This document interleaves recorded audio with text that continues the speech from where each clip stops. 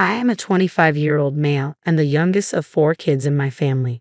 My mom, 52, and dad, 54, have 4 children: Michael, 31, Sarah, 28, my twin brother Carl, 25, and me. 8 years ago, I was disowned by my family, but recently they have invited me, my wife, 27, and our daughter, 1, for Christmas. After getting conflicting advice from my friends, one of my buddies suggested I post my dilemma here to see what random internet strangers would say. For context, growing up, I was the black sheep of the family, and I knew that from a very young age. My family is full of athletes. My dad was a star basketball player for his school. My mom played volleyball, Michael played soccer, Sarah played softball, and Carl was the star running back for the football team. I was never really interested in any of those physical sports. Instead, I was interested in archery, which my family called a wimpy sport. My parents were always invested in my siblings and rarely attended my events. I basically had to beg them to come to my tournaments. Between the ages of 14 and 16, I participated in about 20 archery tournaments, but my parents only showed up to one. I was never neglected by them, but they were never emotionally there for me as they were for my siblings, and as a teenager, I resented that. Whenever I tried to bring this up to them, they would always call me an attention seeker. However, this is not why I was disowned by my family. When I was 15, I began dating Amy, now 25, who was in the same grade as me at that time. After about 6 to 7 months of dating, I introduced her to my folks and my siblings, and they really liked her. I know I was young, but I could see myself having a future with her.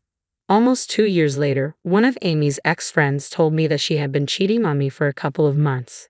At the time, I didn't know who the guy was, but after confronting her, she told me that it was my twin brother. She basically told me that while at first she loved me, the love she had for my brother surpassed that. Later that day, when I confronted Carl at home, I was so enraged that I sucker punched him and knocked him out. I admit that I should not have gotten violent, but years of resentment towards him and the rest of the family just burst open. In exchange for my family not pressing charges on me, as I could have been tried as an adult in court, I was sent to live with my paternal aunt, 48, who at this point was estranged from the family and lived in another city about 2 hours away. From then on, I have not had any contact with them. At first, it was tough, but later on, with support from my aunt and her husband, 48, I moved on from wanting a relationship with them. I transferred to a different high school and attended a university in my aunt's city, graduating as an electrical engineer. I later met my wife and got married to her. At the time of my wedding, I thought about inviting my family but went against it because I did not want any sort of drama at my wedding. From that point, my wife and I bought a house an hour away from my aunt and were blessed with a daughter a year ago. About a week ago, I received a Facebook message from my mother and father wanting to reconnect over Christmas at their house. I told them that I would consider it as I possibly had other plans but would give them a clear answer soon. Later on, both Michael and Sarah sent me friend requests, which felt weird to me. My wife has told me that if I decide to go, she and my daughter would spend Christmas at my father-in-law's house as she does not want to deal with unwanted stress since she is 2 months pregnant, and I agree with her. My question to those reading this is, should I go and try to reconcile with my family or should I not? I'm very conflicted on what to do. On one hand, they perhaps feel bad about what they did to me and want to apologize. But on the other hand, perhaps if I go there, they will try to make me apologize to Carl, which I do not want to do. Any advice would be helpful. Top advice before the update. I think you should go another time. Spend Christmas with your wife and child. Visit your family at a less stressful time to see if they have any ulterior motives. It might just be about them wanting to see their grandchildren and not so much about you, which would be hurtful to you. Yeah, I agree. Go another time. I was thinking the same thing. It could be something related to the grandkids. Spend Christmas with your wife and child. Christmas is too big of an event to meet them. Also, update us. I can't get this post out of my head. I can't imagine a parent kicking out their child who was betrayed by their other child. They might want to reconnect due to money, the grandchild, I don't know. But it's weird that even his siblings texted OP. I hope it's for good reasons though. I honestly wouldn't spend Christmas away from my pregnant wife for them. Maybe I'm missing something, but why Christmas? They could have reached out at any time and given you a chance to pick a convenient time, as they are the ones trying to amend things. I don't know, it seems weird to me. I personally wouldn't go unless you desperately want them back in your life. Optics. They found out OP has a kid, is successful, and now they're trying to heal the family so they don't look like trash for abandoning their son years ago. It's a trap. Notice they didn't open with any remorse or any sign of an apology. They want something: money, free work, an organ, access to your babies, or just to look good to their friends. I'm not saying don't go, but keep your expectations low. Be ready for the "we need you to do X for us in order to properly reconcile" speech and have a quick exit prepared. I don't know. As a parent, I cannot fathom going no contact with one of my children for 8 years after my other child did something so cruel to him. So he hit him? That is just inconceivable to me. I would totally understand if my son hit his brother if he ever did something like that. Maybe I'm wrong, and I know I'm not supposed to say that, but we're all still human. Whether you can move past the fact they abandoned you to your aunts and turned their backs for 8 years is your choice, but personally, I don't know if I could. If you can't and don't want to see them again, I doubt anyone would blame you. If they do, they don't know the full story. If they do know the full story, then they're not worth your time either. And now for the update. I wanted to post earlier, but some things got in the way. 2 days after Christmas, my wife began to experience unbearable pain in her abdomen area, and she can hardly stand on her 2 feet. My sister-in-law, 30, and I rushed her to the hospital where we found out that my wife had suffered a miscarriage and that the fetus had to be removed right away. Honestly, the worst part was explaining to my wife what had happened. Due to complications surrounding the operation, my wife was forced to stay for 2 more days. Honestly, I have been trying to stay strong for my wife and my daughter, but I'm struggling right now. On to the update of the original post. Most of you that commented on the same day told me not to spend Christmas with them because of the significance of that holiday. I agreed and decided I would spend the rest of the holidays with my wife. They never made time for me, so why should I make time for them? When I texted them this, I assumed they would try to argue with me, but rather they said they respected my opinion and could not wait to see me after the holidays. I began to do some digging into my family to try to figure out why they reached out. Michael is a corporate lawyer who works for a major company in my hometown.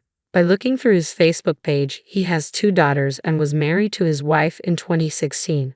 Sarah appears to be married to a doctor. She was studying to be a nurse 8 years ago, and they have a son together. I have a friend who lives in my hometown and has parents who are friends with my parents. When I asked her about Sarah, she told me that Sarah had divorced her first husband, the one she was dating 8 years ago, after he had committed mail fraud.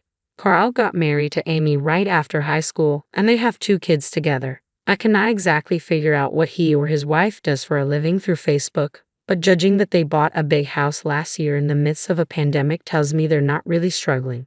My dad seems to be going through a midlife crisis, and my mother is really into the wellness community. Then I began to list the reasons why they might have wanted to reach out to me now. Money. 8 years ago, my parents' combined salary was higher than my wife's and my salary. Given that my siblings are not struggling financially, money might not be the reason. Organ donation. This could be the case, but it seems unlikely. A commenter suggested that Carl, given he is my twin, would be my most likely match, but this seems unlikely because he was tagged in a Facebook post. My paternal grandpa, 79 male, and grandma, 76 female, had 4 children. My dad was the second oldest, and my aunt was the third. After college, my aunt came out to her parents as bisexual and began dating her girlfriend. My grandparents immediately disowned her and refused to have any contact with her. However, about 4 years ago, my grandpa began to reach out. About a month ago, my grandpa had been asking about me, what I was doing in life, and whether I was married or had kids.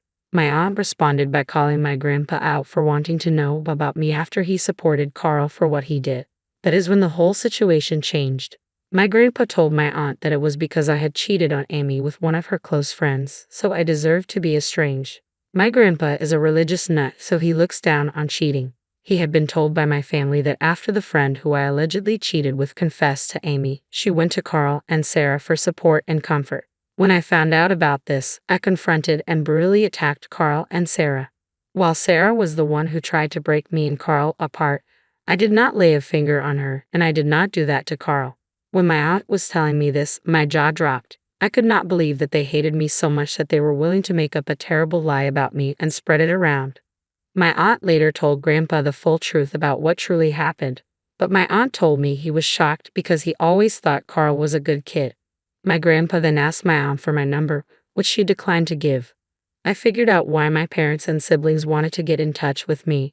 It turns out my grandpa had told my parents and siblings that if they did not apologize for what they did to me and have me over for the family Christmas dinner, they would be cut off from his will. For context, he is a multimillionaire. So that is why they reached out to me, not to apologize for how they all wronged me in the past, but rather because if they did not, they would not get anything from Grandpa. What a bunch of greedy people. After hearing about this from my aunt, I decided to block all of them.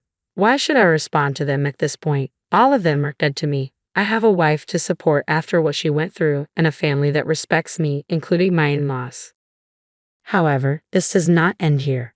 3 days after New Year's Eve, I received a call from an unknown number on my work phone. I'm used to getting calls from unknown numbers because of my career. But when I picked up, I heard my grandfather's voice. He most likely got my number from my company website. The first thing he did was apologize for not trying to get in contact with me for the past 8 years. He told me he was sorry that he could not be there for important events such as my graduation, wedding, and the birth of my daughter. I was not really close to him before, so him cutting me off did not bother me. Later in the call, he told me he was so disgusted with the rest of my family that he is cutting them off as well and adding me to the will. I honestly do not know how to feel about that, as the money would be helpful, but at the same time, I do not want him to use this as a way to force a relationship between me and my daughter. We talked for about half an hour. The way the call went made me think that perhaps I could build a good relationship with my grandpa, but then he told me something that got me really pissed. He told me that he was disappointed that my daughter had not taken the family name. For context, after I got married to my wife, the issue of what last name to use as a couple came up. For some legal reasons, I wasn't able to change my last name to my wife's last name, but we decided as a couple that all of our future children would have her last name. At this point, I unloaded on my grandpa, calling him a senile old man and many other hurtful things, and told him to never contact me ever again. The audacity of this man to say that after what I went through is something I will not let slide.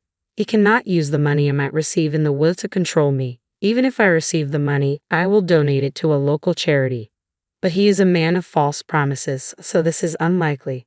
These past few weeks have been really tough for me, and I hope to make it to the other side. My wife has privated her Facebook account, and my in-laws have done the same.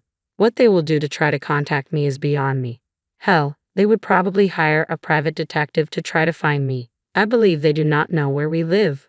But you never know. I've thought about getting a restraining order, but given that there are lawyers within the family, getting a restraining order will be hard. I did not really get any time to answer any questions given in my last post before it was deleted for some reason. I will do my best to answer any questions for the next day or two, but after this, I'm done using the site for a while. Thank you for all your advice, and I wish you all the best in this new year. Thank you. Sorry for your loss. I hope your wife gets well soon. Your family is having a difficult few weeks. Don't let those people get to you. I have to say, besides Grandpa's awful comments about the last name, at least the truth is out that makes those people look bad. Grandpa can keep the money if it comes your way. Before you do something, think about it when you are calm. You chose good people to be your family, your wife, daughter, in-laws at the end. They're all that matter. The others can go to hell. I'm sorry for what you've been through and for the loss of your child. Remember, you have support and a family that loves you. You were wanted and loved by them, even if your parents and siblings aren't those people. You are not alone. Seek professional support and help for yourself and your wife. It's a lot you've gone through. Unfortunately, due to the new variant, it has been delayed. Offloading on your granddad might have convinced him that your aunt was full of crap and to give your family their inheritance, especially since they tried to convince him that you're some barely contained psycho and you offloaded at the first disagreement with him. You were well within your rights to be offended, but you just cut off your nose to spite your face there. The guy must be old and is going to have old-fashioned values.